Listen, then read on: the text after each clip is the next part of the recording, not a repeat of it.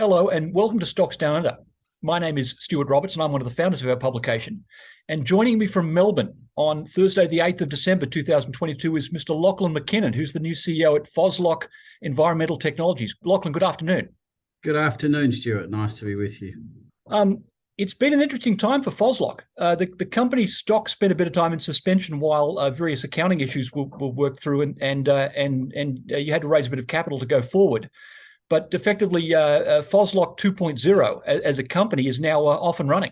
Yes, it's been a very interesting few years, as you've identified, Stuart. So I started in 2020, and later that year in April we did a capital raise, and then in September-ish we actually suspended the stock, as you alluded to, based on some irregularities we were seeing in the accounts in China, which unfortunately led to a full-blown investigation and some fairly disquieting restatement of the accounts and other issues which we've talked about a lot. Thankfully, we relisted back in September of this year, so nearly 2 years later, which has been a difficult time for shareholders, as you can imagine. With a much different and broader strategy than we had, a much more wider geographic focus than perhaps we had, because at the time that I joined the company, nearly 85% of the business was coming out of China. And that's okay if everything's okay, but as we found out, it wasn't okay because China wasn't. So or our business in China wasn't. So we broadened the geographic strategy. We've added another product to the portfolio, to Phoslock itself, so another product called Phosflow, and we've set up what I would call a two-tiered approach to distribution or to the sales strategy. And one is the direct to lakes, which was largely what the company was doing before. But the second part of the strategy is, if you like, more repeatable business through utilities, through sometimes private waterways rather than municipal, and through distributors through various countries around the world. So that's been a very important strategic change for the business.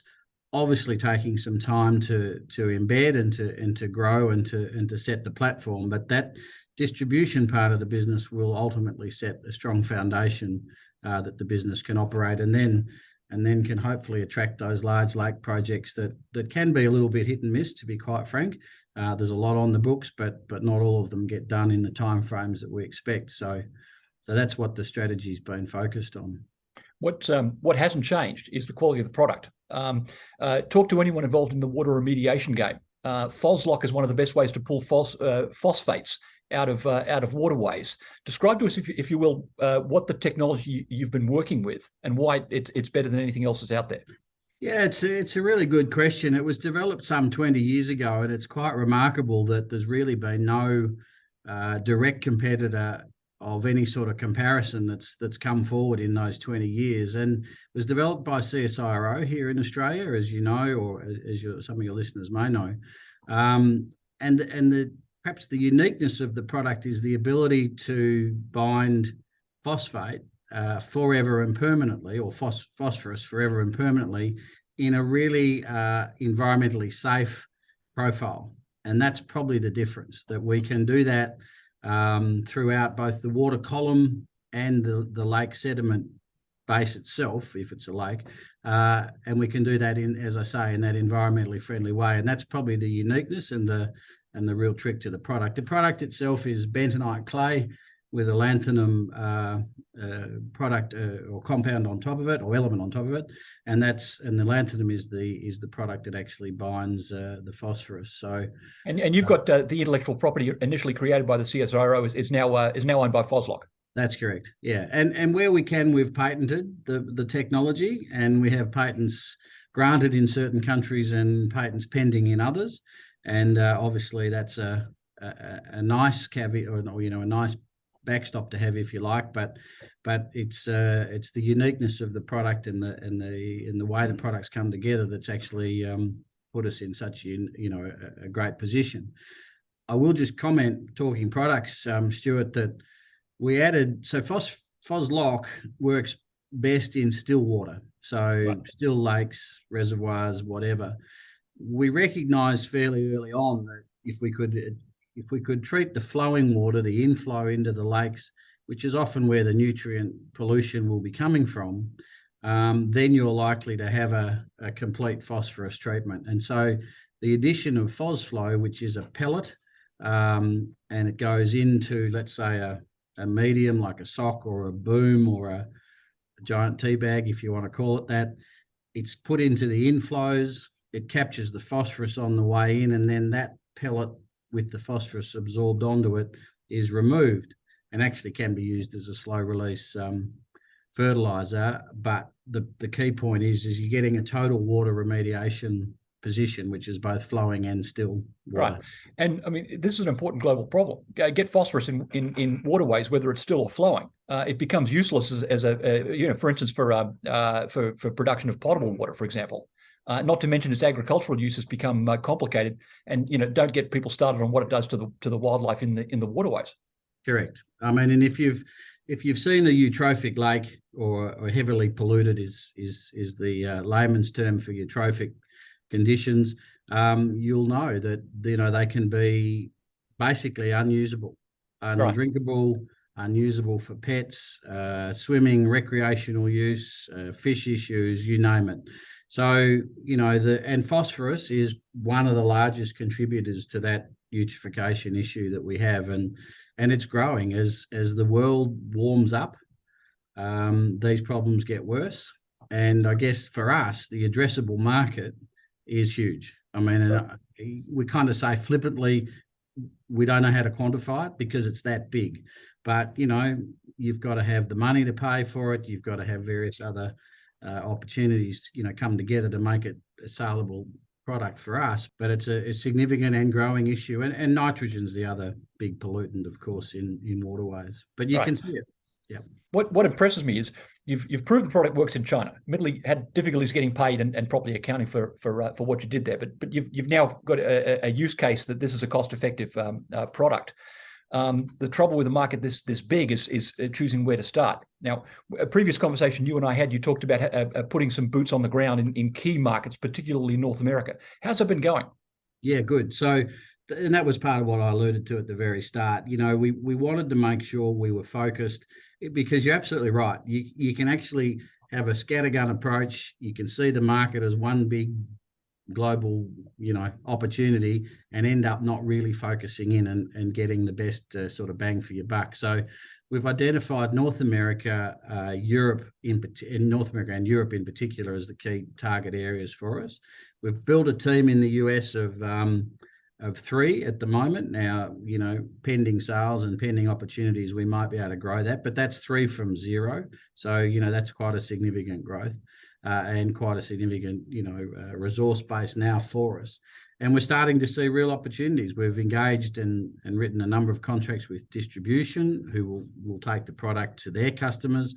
And of course, we're engaging with, many lakes and municipalities directly. So that's been really good. Similarly, in Europe, we have a team of 3 looking to expand that. There's been a lot of work done. I think over the journey, we've done over 320 applications, all been really successful. So, we're very proud to say when we do the work, it works really well, and the customers are unanimously very happy with the results they get. Right.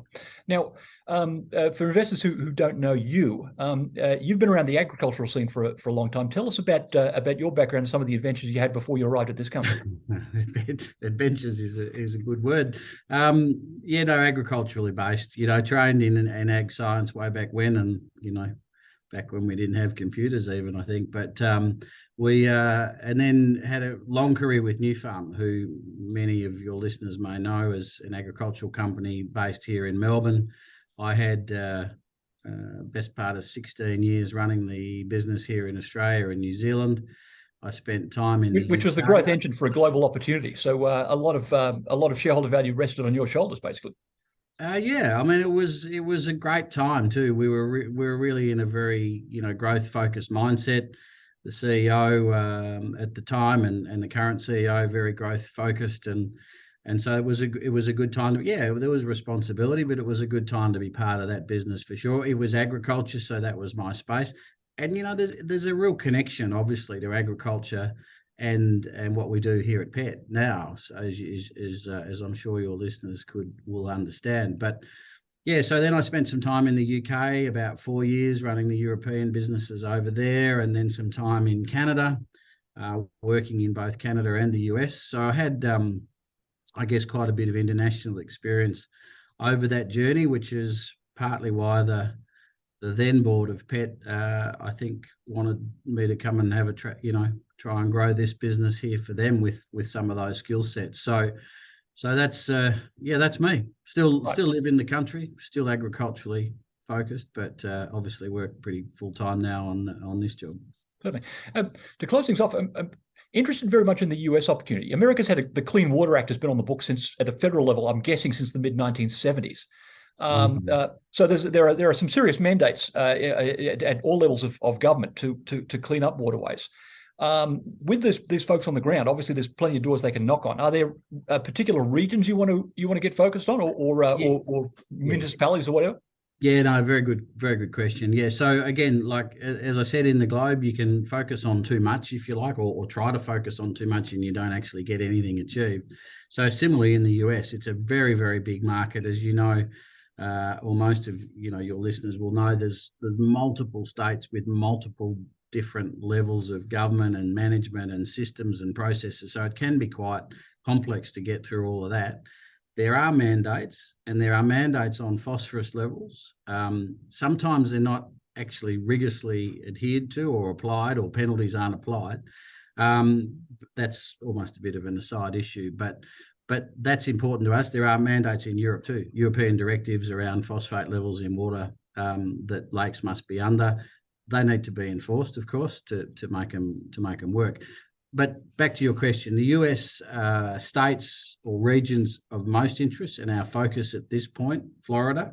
Naturally, Florida's a huge opportunity for water and water remediation, and sort of what we call the Great Lakes region, which is if you like, Minnesota, Illinois, those places. Minnesota, Wisconsin, Illinois, those kind of states, also very proactive in their water remediation work, and clearly that's where we want to focus, where those states and regions are most interested in doing something about it. Now, that's not to say that others won't, and there aren't other opportunities. We've done work in California, New York, New Jersey, Washington, Oregon. So there's lots of, Colorado, lots of opportunity, but that's sort of the key focus for us. Right.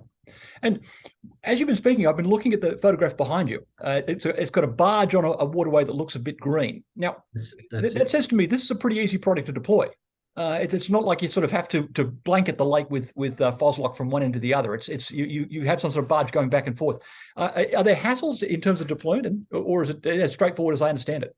Not really. It's pretty straightforward. I mean, that barge, you're absolutely right. So that's treating a lake. I think from memory it might have been in Canada some time ago. But it's Phoslock's a granule or a dry product, if you want to call it that. You mix it into a slurry on the barge and you apply it as a slurry to the waterway. It's not hard to do.